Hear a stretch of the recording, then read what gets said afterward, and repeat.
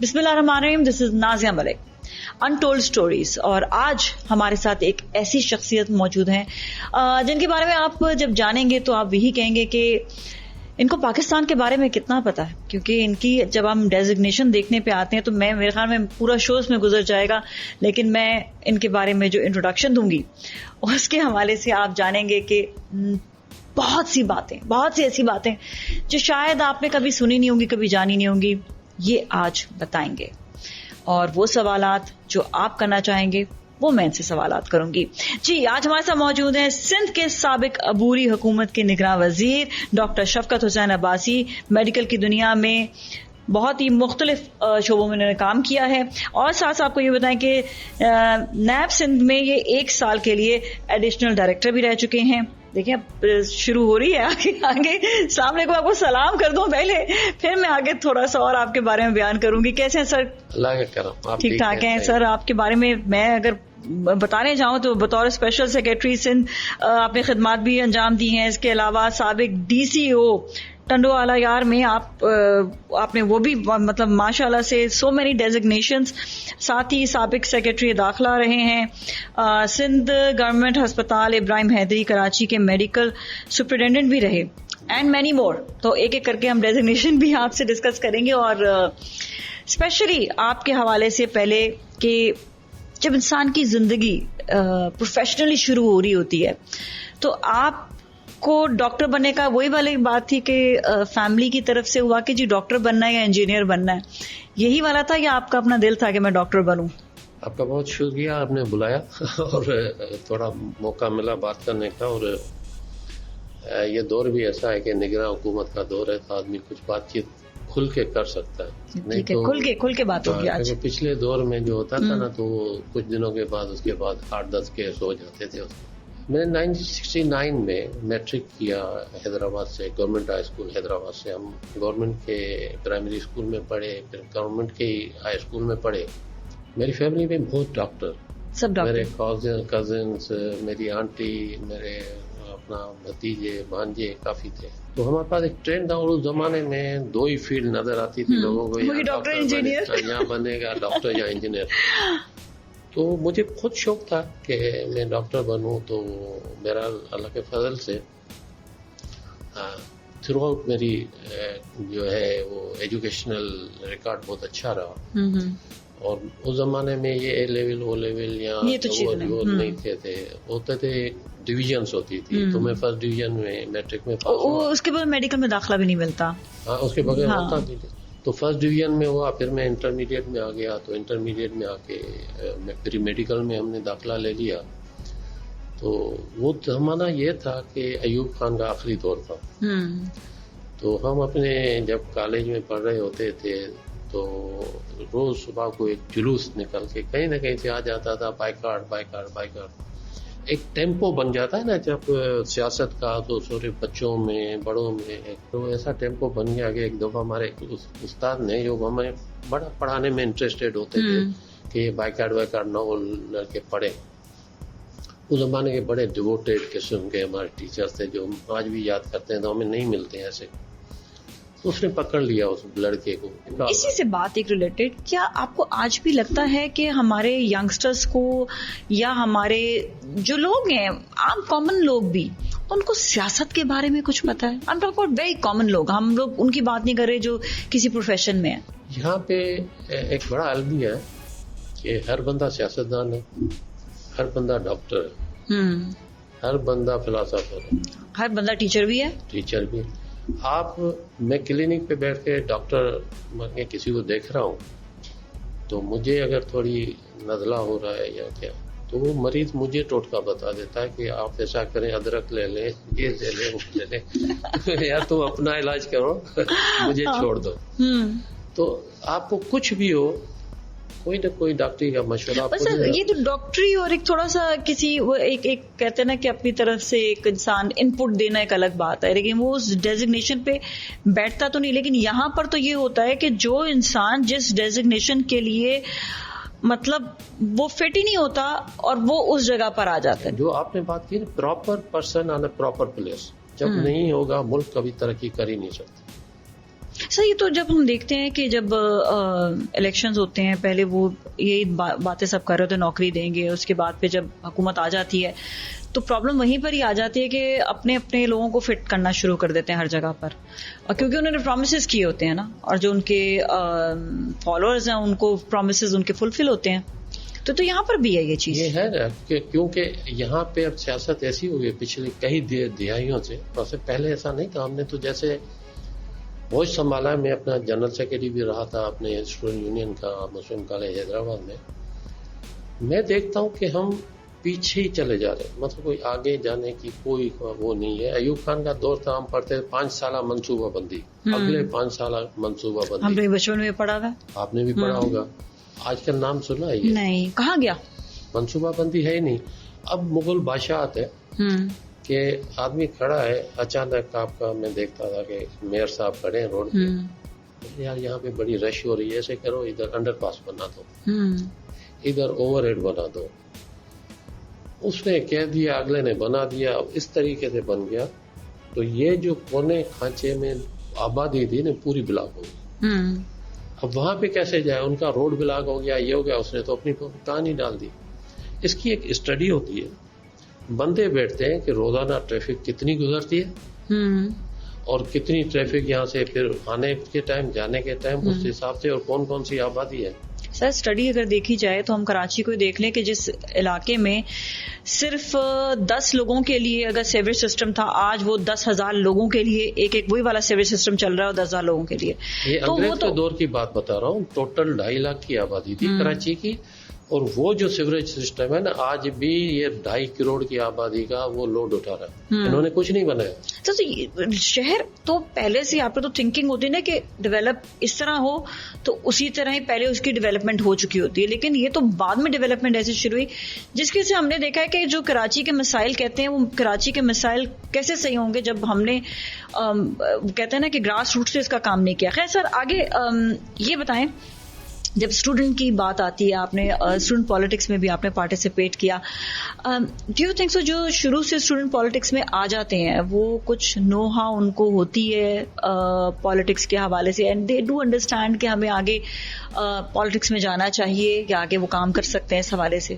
Even politics میں نہیں بھی جائیں, جو اسٹوڈنٹ یونین چلتی تھی ایک گرومنگ ہوتی تھی لیڈرشپ کی, یونیورسٹیز میں, میڈیکل کالج میں, انجینئرنگ کالج میں. سر آپ کا دور تو بہت اچھا تھا. جی آپ کا دور تو اس زمانے میں اچھا تھا, کیونکہ میں نے وہ دور دیکھا جس میں بندوقیں چلتی تھی اور ہم بہت خوف زدہ ہو گئے, ہمیں ڈر لگنے لگ گیا تھا اس چیز سے. ہم جب آئے تھے ہمارے ساتھ یہی تھا. اس زمانے میں کلیشن نہیں تھی, اس زمانے میں اسٹین گن ہوتی تھی. وہ تھی اس زمانے میں بھی, اس زمانے میں تھی.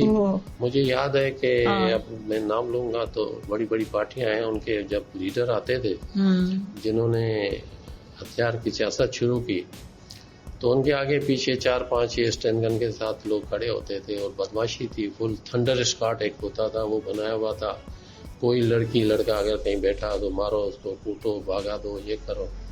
مطلب ایک اپنا رول انہوں نے نکالا ہوا تھا, اور ان کو کہنے والا پوچھنے والا کوئی تھا نہیں.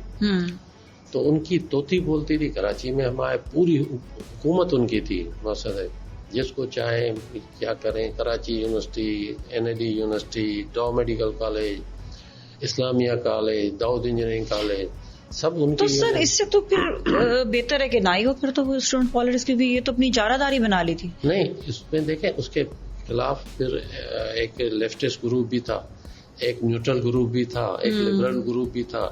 مگر اس سے یہ آپ اپوزیشن میں بھی جاتے ہیں نا, تو آپ کو کم از کم یہ پتا ہوتا ہے کہ میں کس طریقے سے ان کو فیس کروں. ایک بدماش ہے کوئی, وہ اس پہ اجارہ داری کرتے ہیں, ہم اس کے خلاف ڈٹ جاتے ہیں, تو ہمیں ایک پتہ چلتا ہے کہ اس میں کتنی قوت چاہیے, کیسے کرنا چاہیے. ٹیکٹکس بندہ سیکھتا ہے وہ زندگی میں.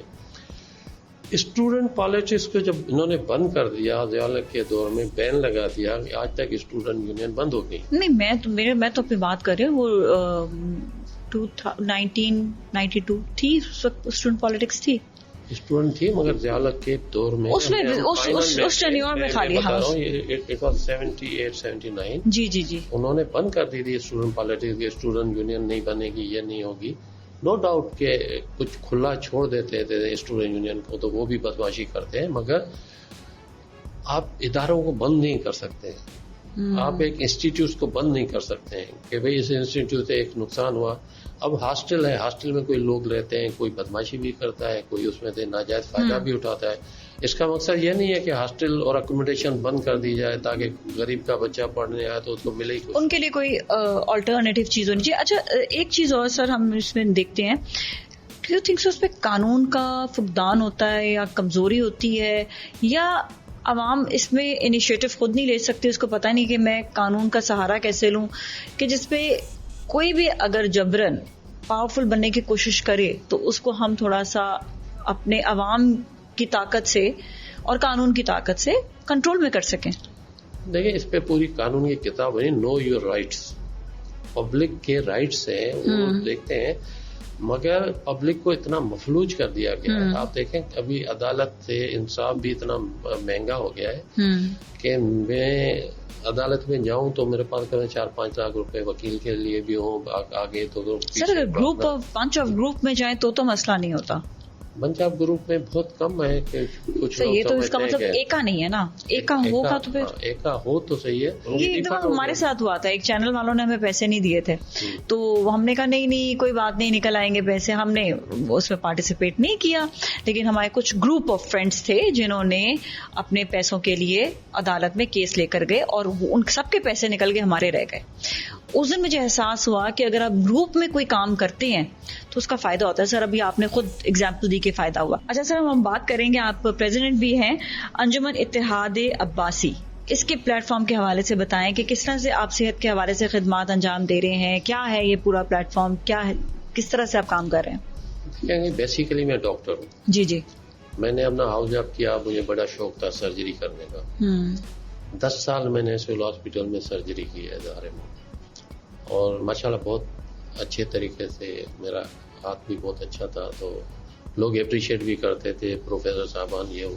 مگر کیونکہ سول ہاسپٹل میں اتنی اپنا سہولیات نہیں ہے, اپنا کہ اسکریننگ کی جائے کہ پیشنٹ آ رہا ہے اور اس کو دیکھیں ہیپاٹائٹس ہے یا ایڈس ہے یا ہیپاٹائٹس بی ہے, کیا ہے. سر ابھی تک یہ مسئلہ ہے کیا؟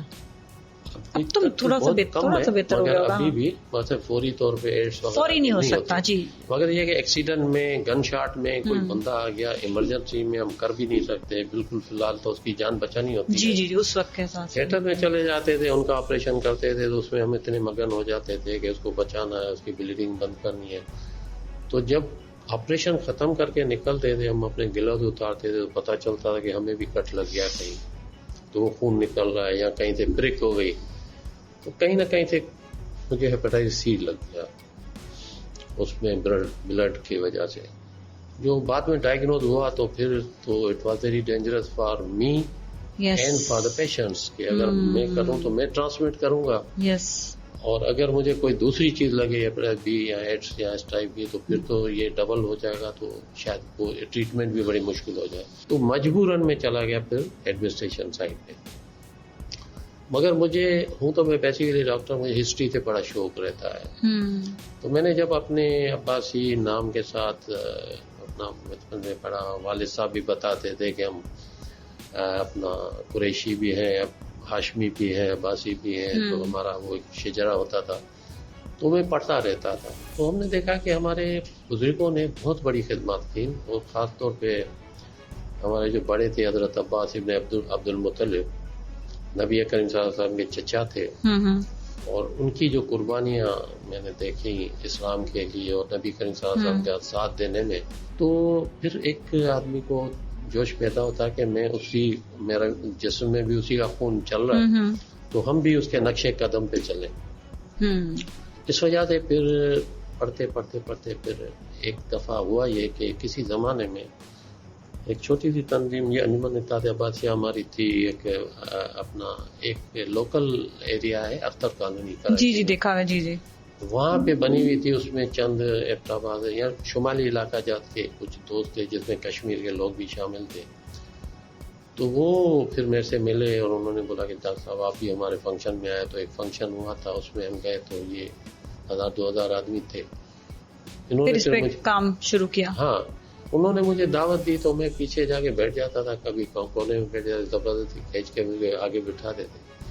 تو پھر مجھے جب ایک دفعہ میں نے تقریر کرائی تو میں نے ان کو بولا کہ آپ سندھ میں آئے ہوئے اور آپ یہ فنکشن کر رہے ہیں اور میں مہمان بن کے آ رہا ہوں تو مجھے عجیب لگ رہا ہے کہ میزبان تو مجھے ہونا چاہیے، آپ تو سب دوسرے صوبوں سے آئے. بہرحال کچھ عرصے کے بعد پھر انہوں نے خود آ کے ڈیلیگیشن نے کہا کہ صاحب آپ ہمارے پریزیڈنٹ بن گئے. اچھا، پھر اس کے بعد پھر یہ اس کے بعد میں تقریباً 27 سال پرانی بات ہے. جب میں آیا تو پھر میں نے کیوں دیکھا کہ عباسی اگر کہتے ہیں تو پھر تو مقصد ہے کہ علاقے کا بھی فرق نہیں ہونا چاہیے، زبان کا بھی نہیں ہونا چاہیے، خاندان تو ایک ہی ہے. جو بھی ہسٹری پڑھی ہے ہمارے جو یہاں پہ پڑھے تھے ان کی ہسٹری بھی پڑھی، ان کی مزارات پہ بھی گئے، ان کے محل بھی دیکھے، ان کی مسجدیں بھی دیکھی. تو پھر بڑی تحقیق کے بعد ہم نے ان لوگوں کو بھی اپنے ساتھ ملایا اور ماشاءاللہ کرتے کرتے کرتے اب تو پورے پاکستان میں کیا اب تو پوری دنیا میں اس کی ہو گئی. تو sir you are still like working with this پورا. اس کے بعد یہ ہوا کہ ایک بڑا جلسہ کیا تھا ہم نے پنواکل میں 10-12 سال پہلے، اس میں 20-25 ہزار لوگ تھے. تو وہاں پہ پھر انہوں نے یونانی مسئلے ایک وہ رائے دی کہ ڈاکٹر صاحب کو اب تاحیات صدر بنا دیا جائے. اچھا، ماشاءاللہ سے. تو وہ 27 سال سے میں مقصد ہے ان کے ساتھ. تو میں ان کو کہتا ہوں کبھی کبھی کہ لوگ بولتے ہیں آپ بڑا اچھا کام کر رہے ہیں. تو میں نے کہا مجھے ایک لطیفہ یاد آتا ہے کہ کوئی بندہ دریا کے کنارے کھڑا تھا، بچہ گر گیا پانی میں، تو سب شور کرنے لگا بچاؤ بچاؤ. تو ایک بندے نے جمپ لگایا، اس بچے کو بچا کے جب لے آیا تو انہوں نے بڑی اس کو شاباش دی، زبردست کام کیا، زبردست. تو اس نے بولا وہ تو میں نے جو بھی کیا مجھے بتاؤ مجھے دھکا کس نے دیا تھا. دھکا تو لگ گیا، اب اس پہ دھکے میں کام ہو رہا ہے. ایسے سمجھ آپ کا ادارہ جو ہے وہ کیا کیا چیزیں جو ہے اس وقت جو ہے کیٹر کر رہے ہیں، کس طرح سے آپ لوگ جو ہے کام کر رہے ہیں؟ بیسیکلی ہم اویئرنیس پیدا کرتے ہیں سب مسلمانوں میں اور تھرو اپنے فیملی کے کہ ہماری کتنی گولڈن ہسٹری تھی اور دنیا ہمارے سامنے کچھ نہیں تھی. مطلب ساری ہسٹری جو ہے اس کا بتانا یہ بڑا کام کی چیز ہے کہ ہمیں ہماری اویئرنیس دیتے ہیں لوگوں کو کہ آپ اس خاندان کے لوگ ہیں جنہوں نے دنیا میں اتنا کچھ کیا، انسان ذات کی خدمت کی. تو اب وہ سائنس کہاں گئے؟ ہمیں ایسے لگتا ہے کہ ابھی جو ہے کمی ہے تھوڑی نہیں کافی، کہ ہم لوگ خود سے کوئی ریسرچ سسٹم نہیں ہے، کوئی ریسرچ نہیں کرتے. دماغ ہے لیکن وہ یوز میں نہیں آتے ہیں اور وہ باہر چلے جاتے ہیں اسی وجہ سے کہ ہمارے پاس کوئی سائنس کے ریسرچ کے کچھ ایسے ادارے ہیں نہیں، کمی ہے. بیسیکلی دیکھیں ملک چلتے ہیں سچی لیڈرشپ پہ. اگر لیڈرشپ اپنے ملک کو اون نہیں کرے گی، اونرشپ نہیں ہوگی تو ملک تو ایسے ہی چلے گا. آپ کو کیا کیا کمی لگتی ہے؟ کمی یہ لگتی ہے کہ یہ لگتا ہے مجھے کبھی کبھی کہ جیسے چور کہیں سے چوری کا مال ہاتھ کر کے آتے ہیں، پھر اس میں سب بولتے ہیں کہ جتنا میرا حساب مجھے دے دو، باقی جو بھی انجوائے کریں. یو تھنک سو کہ جس طرح ینگسٹرز کے اوپر بڑی بات کی جا سکتی ہے، ینگسٹرز جو ہیں وہ آگے جو ہے چیزوں کو سمجھ سکتے، لیکن وہی ہم دیکھتے ہیں کہ ینگسٹر بھی، ہم بھی ینگسٹرز تھے ایک دور میں، ہمیں اتنی اویئرنیس نہیں تھی جتنی آج کل کے بچوں کو ہے. ذرا زیادہ سمجھدار ہے. وہ ہو گیا، نیٹ آ گیا، انٹرنیٹ آ گیا. آپ کو میرے خیال میں پرائمری کے دوست بھی نیٹ پہ مل جاتے ہیں. اتنا پرانی بات ہوتی ہے کہ آپ جس کو بھول جائیں 70 سال پرانے دوست بھی آپ کو مل جاتے ہیں. تو اس میں تو نالج ہے، مگر اتفاق یہ ہے کہ اس نیٹ پہ بھی قبضہ آپ مسلمانوں کا نہیں ہے. قبضہ اس گروپ کا ہے جو مسلمانوں کے خلاف ہیں یہاں، مگر وہ بڑے ایک سافٹ طریقے سے، بڑے مہذب طریقے سے آپ کو ڈیمیج کرتے ہیں کہ آپ ان کے خلاف جو بھی لیڈر جاتا ہے تو اس کے خلاف وہ اتنی اس نیٹ پہ وہ بدبودار قسم کی چیزیں پھیلا دیتے ہیں. مجھے یاد ہے ایک دفعہ صدام حسین کی بات ہو رہی تھی تو میں نے ایسے نیٹ پہ جا کے دیکھا کہ دیکھ لوں گا ابھی کتاب پڑھیں یا بات نیٹ پہ جلدی مل جائے گا. تو بولا یہ اس نے بچپن میں ایک دفعہ مرغی چوری کی تھی، بعد میں ایک اس نے بکری چوری کی، پھر جیل چلا گیا. وہ تو جو بھی پھر آپ لکھ دیں اس کے اوپر اپنی مرضی سے. کہ اب اس میں پھر اس جو وکیپیڈیا پہ آپ جائیں گے تو اس پہ ایک ایڈٹ کا آپشن بھی ہے. جی آ جاتا. ہاں کیوں ہمارے پاس لوگ اتنے ایڈوانس نہیں ہیں کہ اس پہ اب ایڈٹ کا مطلب ہے آپ پورا تفصیل دوبارہ سے آپ ڈال دیں جو بھی کچھ ہے. وہ کوئی اتھینٹک چیز نہیں ہے. اتھینٹک چیز ہوتی ہے کتاب کی اہمیت آج بھی ختم نہیں ہوئی. کتاب لکھتے آ جاتا ہے، پھر اس میں بھی کتابیں دیکھتے ہیں کہ اس نے ریفرنس کہاں سے لیے. جی جی جی جی جی بالکل. یہاں پہ تو کوئی ریفرنس ہی نہیں ہے، میں نے جو بھی بولا وہ سچ ہو گئی. تو دنیا بہت آگے نکل گئی ہے، ہم ان کی اسپیڈ سے بہت دور ہیں، بہت دور ہیں. اس میں یہی بات آتی ہے کہ آپ نے کہا کہ دیکھیں اچھا لیڈر کیسے ملے گا، یہ ایک بات ہوتی ہے. اور وہی میں جس طرح ینگسٹرز کی بات کی ہے کہ کوئی آگے بڑھ کر کچھ اس پہ کام کرے، یو تھنک سو کہ کیونکہ وہ سمجھدار ہیں اور نیا بلڈ ہے اور ان کو کرپشن کا پتہ بھی نہیں، اتنے آرام سے کرپشن کر نہیں سکیں گے. تو you think so it will be like more fruitful. میں آپ کو صحیح بتاتا ہوں کہ ایکچوئل ہمارے پاس ایک حدیث ہے، صفائی نصف ایمان. ہمیں اللہ تعالیٰ نے قرآن شریف جو نازل کیا اس سے اور اس کے بعد جو احادیث ہیں اس میں ایک پوری ضابطۂ زندگی ہے، حیات زندگی پوری آپ کو بتایا گیا ہے کہ کیا کیا کرنا ہے.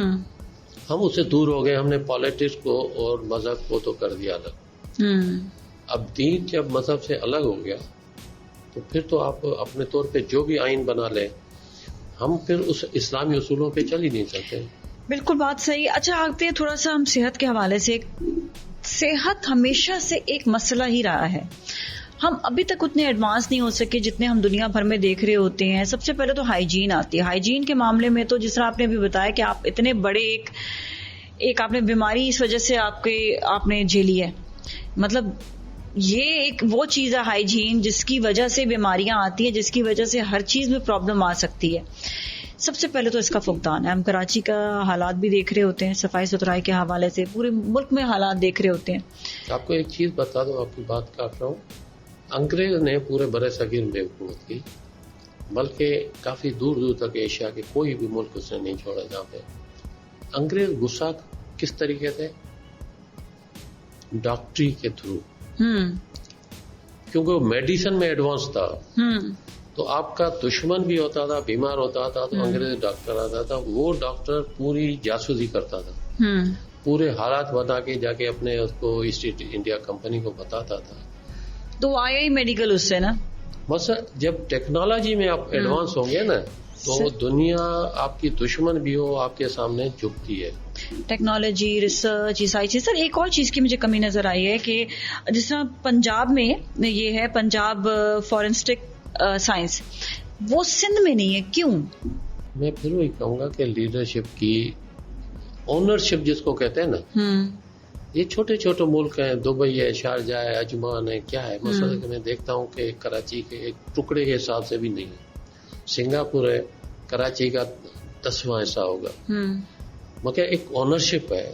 ایک بندہ ہے وہ سمجھتا ہے کہ یہ میرا ملک ہے، یہ میرا ملک ہے، یہ میری ملکیت ہے، اس کو سنبھالنا. جیسے آپ اپنے گھر کو سنبھالتے ہیں، یہاں پہ اونرشپ نہیں ہے. اور اونرشپ نہ ہونے کے سب سے بڑا سبب یہ ہے کہ یو آر ناٹ شیور کہ آپ کتنے دن رہیں گے حکومت میں. آپ کتنی بھی اچھی میجارٹی سے آ جائیں یا آ جائیں، ہو سکتا ہے 2 سال 3 سال میں آپ کو نکال دیا جائے. تو وہ جو 2-3 سال ملتے ہیں تو وہ ہوتی ہے ون ڈے کرکٹ میچ 2020 ہوتی ہے نا کہ شام تک گیم ختم ہو جائے گی تو جتنے چھکے لگانے لگا لو. تو یہ مائنڈ سیٹ کیوں ہے چھکے لگانے کا؟ مطلب یہ کیوں؟ آپ ملک کے لیے آئے ہیں، ملک کی خدمت کے لیے آئے، عوام کی خدمت کے لیے آئے. تو وہ کون لوگ ہیں جو ہم دنیا بھر میں دیکھ رہے ہوتے ہیں جو ملک کی خدمت کے لیے آتے ہیں اور وہ اسمبلیز میں بیٹھے ہوئے ہوتے ہیں، تو وہ لوگ کہاں پر ہیں؟ دیکھیں کیا ہوتا ہے کہ میں کہیں پہلے بھی کسی سیمینار میں بیٹھا تھا، بات یہ ہوئی اچھے آدمی کی آپ تعریف کریں گے کہ اچھا آدمی تھا تو دوسرے اچھے آدمی پیدا ہوں گے. ہیروز کی تعریف کریں گے تو ہیروز پیدا ہوں گے. ہم اپنے معاشرے میں جب موویز بھی بناتے ہیں نا تو سلطانہ ڈاکو، پرو چونڈیو، فل ماچی، مطلب ڈاکوؤں کی فلمیں بناتے ہیں، اس ڈاکو کو ہیرو کر کے پیش کرتے ہیں. تمہارے ہیروز کی فلم نہیں بن رہی، میں ریئل ہیروز کی بات کر رہی ہوں. ریئل ہیروز جو ہیں جنہوں نے تعلیم کے میدان میں مثلا بہت بڑے کام، جیسے سندھ مدرسۃ الاسلام ہے، حسن علی افندی نے بنایا. حیدرآباد میں ایک بڑا انسٹیٹیوٹ ہے، نور محمد ہائی اسکول، مرحوم نور محمد نے بنایا، لاکھیر نے. ایسے بہت سے لوگ تھے جنہوں نے، علامہ داؤد پوٹو تھے، जिन्होंने यहाँ पे एजुकेशन, इनको कोई जानता ही नहीं है. Unseen heroes. अनसीन हीरो, इसकी वजह से हम आज बैठे हैं इधर. हम उन्हीं इदारों से पढ़ के इधर आए हैं. सर उन पर ड्रामास भी नहीं बनते और ये कोई जिम्मेदारी भी नहीं लेता कि इनके ऊपर कम से कम एक हमारे पास ड्रामा सेक्शन ऐसा होना चाहिए जिसपे आपने इन हीरोज के ऊपर काम करना है. अच्छा, एक तो हमारे पास ये वाला पॉइंट आ गया. सेकंड, अगेन हम हेल्थ की तरफ आते हैं. सर हेल्थ में तो हमने ये भी देखा है कि जो मेडिसिन दुनिया भर में बैन होती है यहाँ पर जो है वो उसको डॉक्टर्स खुद जो है लिख कर दे रहे होते हैं कि जी ये आपने खानी है, हालांकि उसके वो नहीं दुनिया में चल रही होती. मकसद है कि अभी मैं एक मिसाल दूं आपको कि ये फेडरल गवर्नमेंट के पास है, जो कि डायरेक्टर जनरल हेल्थ होता है उसका ये पावर होता है. ड्रग अपीलेट बोर्ड होता है वहाँ पे आपकी MRP फिक्स होती है, मैक्सिमम प्राइस लिस्ट वहाँ पे फिक्स होती है. वहाँ पे आपका क्वालिटी कंट्रोल भी वहीं से होता है. प्रोविंसेस को ये इख्तियार नहीं है कि वो किसी की क्वालिटी कंट्रोल चेक कर सकें या क्या करें. हम बैठे हैं, हम टेंडर देते हैं कि हमें दवाई चाहिए, तो हमारे पास सिर्फ अख्तियार ये है कि सबसे लोएस्ट रेट जो देगा हम उसी से लेंगे. ठीक है सर, एक तो ये बात होगी लोएस्ट रेट. उसके अलावा शायद अब वो दवाई अपने बेटे को नहीं खिलाऊं, खुद भी नहीं खाऊंगा, कि मुझे खरीदना इस वजह से है कि according to the law lowest से अगर मैंने नहीं लिया तो कल मैं जेल में पड़ा हूँ. अच्छा, एक और चीज, एक और मसला जो है वो ये है कि आपको लगता है कि डॉक्टर्स एक ही तरह की, हालांकि फार्मूला कुछ और होता है, मतलब फार्मूला एक है लेकिन दवाई मतलब के नाम अलग अलग होते हैं. जो दवाई हमने जो है पिछले साल ही होती वो आज वो डॉक्टर ने लिख कर दे रहा, वो उसी फार्मूले की नई दवाई लिख कर दे. क्यों, क्या ये भी क्या डॉक्टरों को कोई हुक्म आता है कि आपने यही लिखना है, इसके अलावा कोई नहीं? ये एक साइकोलॉजिकल प्रॉब्लम भी है. हाँ. मैं हज मेडिकल मिशन पे था. मैंने जैसे बताया ना, यहाँ के सारे लोग साइकोलॉजिकल प्रॉब्लम है या डॉक्टर्स को कोई डिक्टेशन होती है? नहीं, डिक्टेशन कोई नहीं, मैं आपको बता रहा हूँ. डिक्टेशन भी होगी जरूर, कहीं किसी कंपनी से उनको वो भी मिलते होंगे, वो फेवर से भी मिलते होंगे. मगर ये है कि अब वहाँ पे ज्यादातर हज पे देखें नज़ला, जुकाम, खांसी या ज्यादातर हीट स्ट्रोक होता है. अब उसकी दवाइयाँ क्या है? एस्पिरिन देंगे, पैरासीटामोल देंगे, आपने एविल दे दी, आपने अपना सॉफ्टिन दे दी. अब क्योंकि यहाँ के सब लोग पहले ही डॉक्टर बोला ये अगर लेनी थी तो फिर हम आपके पास क्यों आए, आप हमें ऐसी दवा दें कोई, तो उनको कोई नाम जब तक चेंज करके आप नहीं देंगे वो सेटिस्फाई नहीं होते. वही एस्पिरिन किसी और नाम से होगी वो एक्सेप्ट कर लेंगे. तो यहाँ पे वो डॉक्टरों के पास जब घूमते हैं, वो डॉक्टर बोलता है कि भाई ये लोग बोला ये तो मैंने खाई हुई है. अब वो किसी दूसरे नाम से जाता है तो फिर खा लेता है. तो ये जो चक्कर है, ये इसमें एक साइकोलॉजिकल भी प्रॉब्लम है कि बंदे को सेटिस्फाई करके एक दूसरे नाम वाली दवा दे दो, दवा वही है और फिर वो मगर वो सेटिस्फाई होता नहीं है और फॉर्मूला एक ही है. मैं आपको घर की एक बात बता, हमारे पास एक मासी थी, जब भी बेटो के सर दर्द कर रहा है, ये हो रहा है, मैंने 2-3 दवा देखा कि वो ऐसे ही साइकोलॉजिकल प्रॉब्लम है. तो मैं अवॉइड कर जाता, तो मेरी वालदा मेरे पे नाराज हो गई, बेटा वो कह रही आप उसको लिफ्ट ही नहीं करा दो. मैंने बोला ठीक है मैं इनको दवा देता हूँ. तो बंटी जाती है ना छोटी गोलियां चॉकलेट वाली, वो खिलाने. मैंने उसको बोला कि आप ये करो, ये 3 गोलियां खा लो, एक पानी के साथ, ये करके ये, क्योंकि डॉक्टर साहब ने अपने हाथ से दी ना. अच्छा 10 मिनट के बाद उन्होंने बोला मैं ठीक हो गई. तो मैंने अम्मा को बोला मैंने इसको चॉकलेट दी है. अब बात ये है सर, डॉक्टर साहब आपके हाथ से खाना चाह रहे थे ना असल में कि डॉक्टर साहब जो देंगे वो ऐसा होता है. सर अक्सर मैंने देखा ब्लड प्रेशर के मरीज ठीक हो जाते हैं, वो जैसे ही डॉक्टर साहब के पास पहुंचते हैं कि उनका ब्लड प्रेशर लो हो जाता है. ये चीज हमने देखी. हमारी क्लिनिक पे एक फार्मूला है, चाहे मरीज को जरूरत हो न हो, एक शीशी में दवा दे दे. जी. एक टेबलेट उसको जरूरत है, एक इंजेक्शन जरूर लगा दे. इंजेक्शन नहीं लगाया या एक भी आइटम इसमें से कम हुआ, सब ये प्रॉपर डॉक्टर नहीं. अब इंजेक्शन लगाना तो एंटीबायोटिक का या किसी का लगाए तो वो तो 6 आवर ली, 8 आवर ली या 12 our Lee, bar bar repeat करना होता है ना. मगर उस वक्त हम बोलते हैं इंजेक्शन की जरूरत नहीं, आप कैप्सूल खा लो तो चले जाए, ये डॉक्टर सही नहीं है, इंजेक्शन नहीं दी. और फिर गोलियों में होता है कि 5-6 रंग की गोलियां नहीं हो तो वो सेटिस्फाई नहीं होते. काले रंग की, कोई पीले रंग की, ये होगी, ये खा लो, वो खा लो. ये जो क्वैक्स है ना हमारे पास, इन्होंने ये एक इस तरीके का माहौल बनाया. सर हमसे तो कोई, तो हम तो गोलियों से भाग रहे होते हैं कि हमने गोली नहीं खानी है, लेकिन एक کہتے ہیں نا کہ وہی والی بات ہے کہ کچھ لوگ ایسے ہیں جو ہمارے ملک میں ذرا زیادہ تعداد میں جو نہیں سیٹسفائی ہوتے جب تک ان کو جو ہے وہ آپ نے کہا رنگ برنگی گولیاں آتی. اچھا سر یہاں پر آپ دیکھیں ہسپتالوں میں ہم یہ دیکھ رہے ہیں کہ کئی ایسے جو ہے لگتا ہے کہ آپ کو کہ عوام بیمار زیادہ ہو رہی ہے اور فیسلٹیز ان کے پاس کم ہے بھی عوام کے پاس ہسپتالوں میں. دیکھیں ہم جب پڑھتے تھے اس زمانے میں ہوتا تھا اتنے ہزار بندوں کے اوپر ایک ڈاکٹر ہے تو ڈاکٹروں کی ضرورت ہے. میڈیکل کالج بنے 2-3 بنے 2-3 کے بعد اب تو پورے کراچی میں ہی تقریباً 15-20 میڈیکل کالج بن گئے. ڈاکٹرز بھی بہت بن رہے مگر 1969 میں پاکستان کی ٹوٹل مشرقی پاکستان اور مغربی پاکستان کی آبادی تھی 11 کروڑ. 6 کروڑ مشرقی پاکستان تھے, بقیہ چاروں صوبوں میں ہمارے پاس 5 کروڑ تھے. پاکستان علیحدہ ہو گیا, ٹوٹ گیا. آج صرف مغربی پاکستان کی آبادی 24 کروڑ ہے. تو جس طریقے سے آبادی بڑھ رہی ہے, جیسے میں نے آپ کو بتایا کہ اگلے 5 سال منصوبہ بندی ہوتی ہے نا کہ عوام بڑھ رہا ہے تو اس کے لیے فیسلٹی بھی بڑھانی ہے. شہر بڑھ رہا ہے تو اس کے لیے ڈرینیج بھی پڑنا ہے, پانی کا سسٹم بھی بنانا ہے. سب کچھ وہ ہے نہیں, وہی سسٹم چل رہا ہے جو چل رہا ہے. ہمارے پاس زمین بہت خالی ہے لیکن لوگ ایک ہی جگہ پر ایک ہی سرکل میں ہی نا گھوم رہے ہوتے ہیں. ہم جس جگہ پر لوگوں کی ضرورت ہے اس جگہ پر نہیں جاتے ہیں, لوگ آگے نہیں بڑھ رہے ہوتے ہیں. حدیث شریف ہے, نبی کریم صلی اللہ علیہ وسلم نے فرمایا کہ بڑے شہر مت بناؤ, اس کے مسائل بڑے ہوتے ہیں. ہو گئے نظر آ رہے ہیں, بالکل صحیح بات ہے. اب ہم بڑے شہر میں عادی ہو گئے ہیں تو ہم تو ان چیزوں میں نے یہ بتا نا کہ آپ کو دین سے اور سیاست کو کر دیا الگ. آپ آ رہے ہیں اس پہ پبلک بڑھ رہی ہے. اس زمانے میں جب انڈیا پاکستان الگ ہوا تو اس وقت برٹین کی گورنمنٹ جو تھی نا, برٹش گورنمنٹ کو اگر آج بھی یو کے کو دیکھیں گے کہ ان کی آبادی میکسیمم ڈبل ہوئی ہوگی. ہماری کتنی ہو گئی ہے کہ ہزاروں گنا اوپر چلی گئی. اب مشرقی پاکستان کا مجھے اس میں پتہ نہیں ہے کتنی ان کی آبادی ہوگی. اگر ان کی اور ہماری ملائے تو 50-60 کروڑ بندے ہو گئے نا, تو ہمارے پاس آبادی کنٹرول ہی نہیں ہے اور مسائل تو پھر بڑھیں گے. اور کراچی میں جب ہم آئے تھے تو مجھے پوری کراچی میں 2 شادی حال ہم نے دیکھے تھے. جی. اب بھی یہاں پہ کوئی ہزاروں کے حساب سے شادی حال ہے. اتنی بڑی بڑی بلڈنگز بن گئی ہیں جہاں پہ جم گھٹا لگا ہے, ایک فلیٹ آپ کو خالی نہیں ملتا. جی. ایک فلیٹ بھی خالی نہیں ہے, جہاں جائیں گے وہ مہنگے سے مہنگا ہوا چلا جا رہا ہے. مہنگے سے مہنگا بھی ہوتا جا رہا ہے, سہولتیں بھی نہیں ہیں.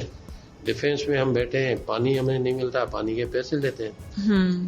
سیوریج کے پیسے لے رہے ہیں مگر ٹیکس میں ہمیں پانی اور اس کے پیسے لیے جاتے ہیں.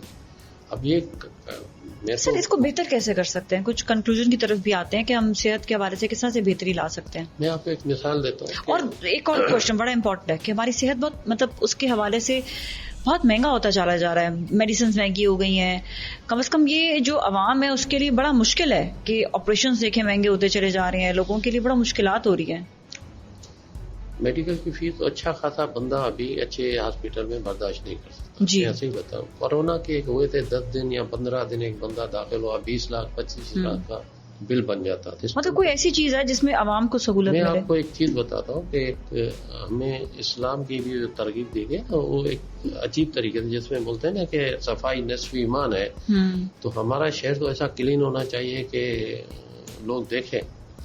اب میں سنگاپور گیا ہوں تو سنگاپور میں بولتا ہوں چلتی ٹریفک میں اگر روڈ پہ آپ یہ سفید کپڑے پہن کے لیٹ جائیں آپ کے کپڑے پہ داغ نہیں پڑے گا.